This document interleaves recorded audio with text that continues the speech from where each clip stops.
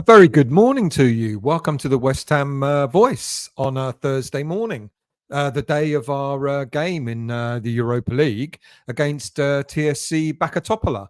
Now, many of you will know that I did a show last night talking about one of our players, on top of other players, that didn't travel to Serbia for this game.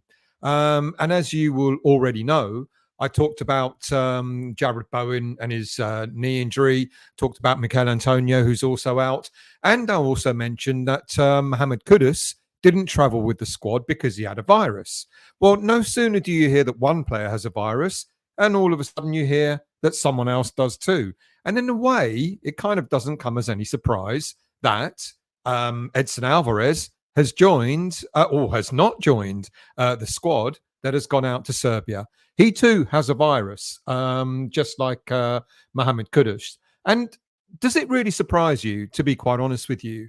Both Kudus and Alvarez had travelled quite a long distance during their international breaks to play for their national teams. Kudus and Ghana were first in Madagascar for their World Cup qualifier, and then they flew further out to the island of Comoros for their second World Cup qualifier. And Edson Alvarez and Mexico were first out in Honduras for their CONCACAF quarterfinal, and then back in Mexico for the second leg of that game. So I don't think it's come as any surprise at all that having travelled halfway around the world, that these two players have picked up a bit of a bug. And we saw Alvarez. He didn't have exactly the best of games. Even Kudus was quite lackluster in the game against Burnley at the weekend. He came alive in the last 10 minutes, though, which was great, which won us the game. But we saw Alvarez also was subbed. And I kind of predicted that. And I thought, well, jet lag would have got to him, etc. But now we realise that he was also carrying a virus. Now, look, we've been told that all these, both these players will be back in action against Crystal Palace at the weekend. Look, it's already a big loss to have the likes of Antonio and Bowen out. Bowen should be back. We understand. Kudus should also be back, but to lose Alvarez as well for the game against Crystal Palace, I think will be we need him. We look better when he's on the pitch. I've been saying this all season, that I believe that we look an awful lot better when Alvarez is on the pitch, and hopefully he'll be fully recovered for that game. So what about TSC? Are we going to cope without all these four players? I would say yes. Look, this is not downgrading TSC in any way. It's not putting them down. It's not suggesting that they're not good enough or anything like that. But I still think we should have more than enough in our squad, even without those four players, to cope with this game.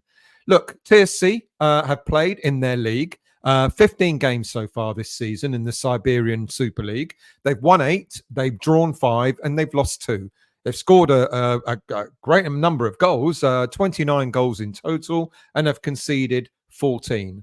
Now, one of their biggest wins was last weekend against league leaders Partizan, but TSC remain in third place in the league, a whopping 11 points behind Partizan, plus another, and also 8 points behind second place, Red Star. Now, their top goal scorer is a central midfielder, Ifet Jakovac, who is on 5 goals, closely followed by wingers Milos Pantovic and Alexandra Sirkovic, both on 4 goals. So their strikers aren't exactly hitting the ground running this season. They're not really doing the business, and they're very reliant on midfielders to get the goals for them. Now we know that their strikers, even in the game against us when they played us back in September, it wasn't a striker that scored. It was an attacking midfielder, Peter Stanic, who stole the ball off Ogbonna when he fumbled the ball, and we went a goal down in the first few minutes of the second half. Their manager, Zarko Lazetic, has been their manager for the past couple of years and has managed to get them to being runners-up in the Serbian league, which is the highest honour, I believe, correct me if I'm wrong, that they've had in their club's history. He mixes his formations around, playing various attack-minded formations, such as 4-3-3, 5-4-1, 3-5-2. But in his last few games, he's adopted a very attack-minded 3-4-3, where it didn't quite work out the first time round, but worked to great effect last weekend when, as I've already mentioned, they smashed the league leaders, Partizan, 4-0. They've only played in Europe once before in 2020-21 season, where they didn't get any further than qualifying rounds in both Champions League and Europa League. So being involved in the group stages of this season's Europa League is the furthest that they've ever gotten in Europe.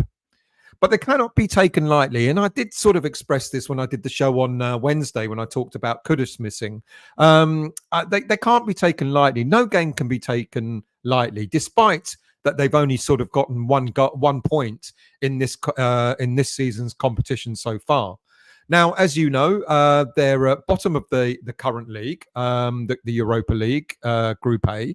And the only point that they got was against Olympiacos when they drew 2-2 with them when they were playing them at home a few weeks back.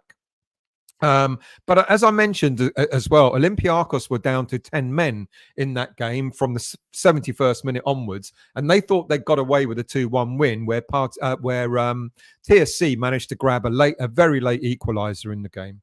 But that's their only point that they've got. So again, with no disrespect, I don't really want to want to make it pretend that this is going to be an easy game, but I think we should have enough in our locker, even with the four players that we're missing. I think we should have enough in our locker to be able to get a positive result in this game.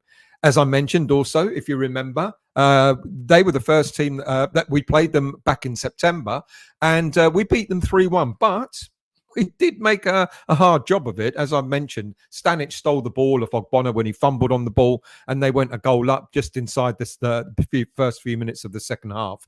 But Kudus at the time got 2 goals, and Souček wrapped it up to 3-1. So I think, to be quite honest with you, I think I'd be very surprised if we don't come away with a positive result. Now, I mentioned also when I did the show about Kudus missing, I talked about, well, what could David Moyes do in terms of lineup? And at that time, I didn't realize that Alvarez was also missing. He didn't travel with the squad. So I talked about a potential 4-1-4-1 formation where Alvarez was going to be the pivot in between the midfield and the defense. Of course, I've had to change that now, but I'm not going for a 4-1-4-1 this time round, because I think what Moyes will do is he'll shore things up. Look, this is the lineup I think he'll probably go for.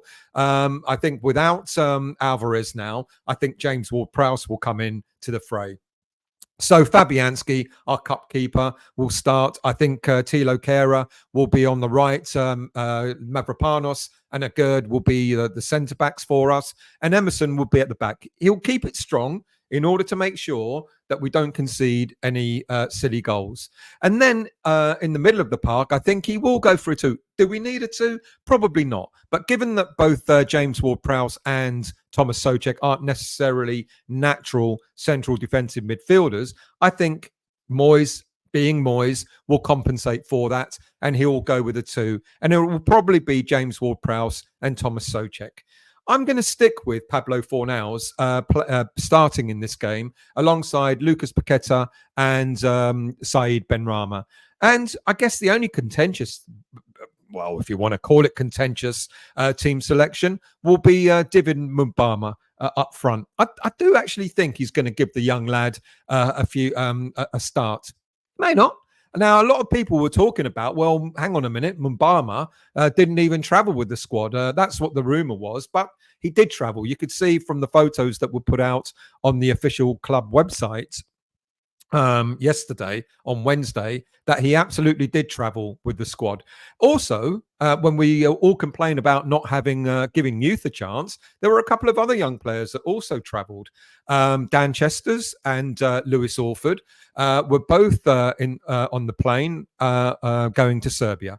Now, Dan Chesters, he's been doing, well, both have been doing exceptionally well this season. Chesters has been playing as a right wing back in a 5-3-2 formation for the under-21s, and Lewis Orford is like a defensive midfielder in that team as well.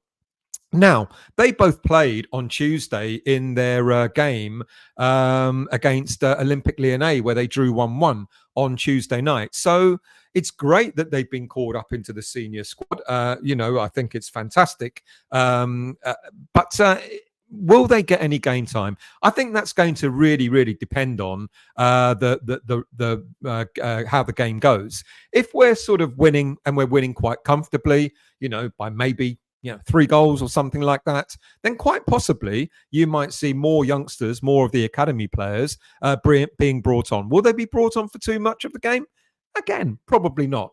But at the time when everybody's calling out for the youngsters to be given an opportunity to actually take them to experience this European competition, to be part of the squad, to make them feel that you keep going. This is what you're likely to be experiencing in the future. I think it's absolutely fantastic. If they get any game time, I think it's a massive bonus. Of all the ones that I think, like I said, that could get game time, it's likely to be David Mubama. I keep getting told. I've been told off for pronouncing Olympiacos. That sounds like it's got an R in it. I've been told off for calling Mubama, and I've been told off for calling Paquetá. I do get it wrong, but when I'm trying to, I shouldn't rush things, should I? So I get them. I pronounce all the names correctly. But going back, I think Mubama is likely to be the only player of the development squad. I know he's more in the senior squad now more often, but I think Mubama may be given an opportunity to start and get, or at the very least, get some game time in this game against TSC. Do I think Dan Chesters or Lewis Orford will get any game time? Probably not. And the reason for that is because when there comes to alternatives for that lineup, I think Moyes has got a few options where he might play Angelo Ogbonna alongside Mavropanos. He might play Aaron Creswell at left back as well. And he may, rather than starting the young Mubama, he may give Maxwell Cornet a starting berth in this in this game. Look, do I think Danny Ings will get a start? I mean, look, there's every chance that he might, but I don't think with the greatest of respect to Danny Ings, I don't think after the performance he put in against Burnley, he should be given a start in this game. But the irony is, if there's a game he can probably score in, it might be this one. So my gut tells me that this is the lineup that Moyes is going to go for. Fabianski, Kehrer, Mavropanos, Agerd, Emerson, Ward-Prowse, Souček, Fornals, Paquetá, Benrahma, and Mubama. But the options that he may have, which doesn't, I'm afraid, include the youngsters that he's taken away with him. The alternative options could be Ogbonna and Creswell at the back, and then possibly Cornet in the striker role. Right, predictions. I'm still going to go with a 3-0. I said in the show on Wednesday that I think it's about time we had another clean sheet. And this is the one I think we're going to get. So long as there are no silly errors, I think we'll have a clean sheet. But I'm going to predict a 3-0. Do I think Mubama will score? It'd be nice, as I also said again on the show on Wednesday, it'd be nice for Mubama to get a goal and for the goal to be credited to him rather than being told, sorry, mate, it's another own goal. Right. Thank you all for watching. Really much appreciated as usual. I'll be back again probably on Friday morning, I think, with a review of the game against TSC. So do look out for that. If you're new to the channel, you know what to do. Please hit the subscribe button, the like button, and the bell notification to let you know when I'm next on. I've also been tinkering because people have been saying that the sound hasn't been great. So I do hope that the sound's an awful lot better. It's had to get closer in order for it to be a lot clearer. And I hope that's worked as well. So I'll see you all soon. Have a great, enjoy the game. Enjoy the game. It should be good. I'm sure you can pick it up on, I don't know who's showing it, but you'll find it on some stream or another. So do enjoy the game, and I'll see you all very, very soon.